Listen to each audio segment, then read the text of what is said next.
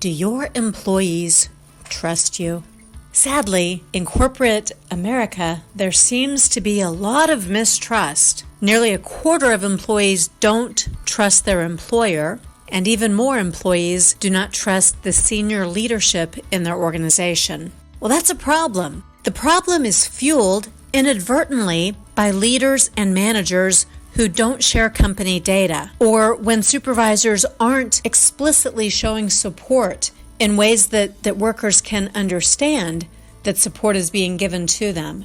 In fact, there are 12 dimensions of trust, and most of those dimensions of trust are unrecognized. So you might be causing mistrust without ever even knowing what you're doing that fuels that lack of trust that people might have in you. Now, this is a big deal for business. It's smart for business to be able to increase the level of trust, and that's for a lot of reasons. When it comes to trust of you, the direct manager, if you're able to create higher levels of trust, you'll end up with employees who are more satisfied at work. You'll end up with a more positive work environment, and you'll have workers who are more loyal to the organization. That satisfaction, that positivity, and that loyalty, it translates into employee engagement, which in turn is proven to have a whole cascade of benefits: retention of top performers, customer satisfaction longer term, higher levels of productivity, that's both quality and output,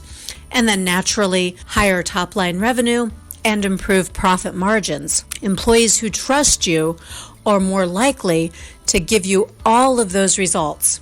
Now let's extend this out just a little further, because it's not just about trust for you, the manager. It's also important for employees on a team to trust each other. As this pyramid from Pat Lencioni shows, if you want to get results at the top of the pyramid, you need to be able to come all the way down to the foundation of the pyramid where trust is formed. An absence of trust is the first and most foundational dysfunction of a team. If you don't have trust, you won't have healthy conflict, you won't have strong commitments and accountabilities, hence, you won't have the results that you're looking for. Your team could benefit from learning more about their trust of each other. You might even consider using the team assessment report from the Table Group and Patrick Lencioni to help diagnose if any of these issues are present on your team.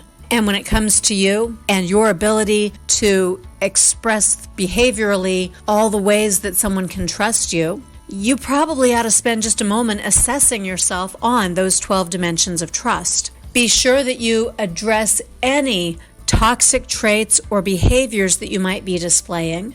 We have an ebook that could help you with that, the signs of toxic leadership. But there's one thing that you can do that's even easier. And that is that at the very core, the very easiest, simplest thing that you can do in order to foster trust is to always DWYSWD. That's DWYSYWD, an acronym, DWYSWD. It stands for do what you say you will do. That is the cornerstone of credibility. And if you'll follow through on your promises and commitments, you will increase the likelihood that others can trust you. They will feel supported. They will feel satisfied and positive about their work. And it will engender loyalty of your employees. Well, if you're looking for a tool to get started, I suggest the very best place to start is with that assessment that I mentioned. It's the 12 Dimensions of Trust. That's a product from People First Productivity Solutions. We're offering it here to you at no cost.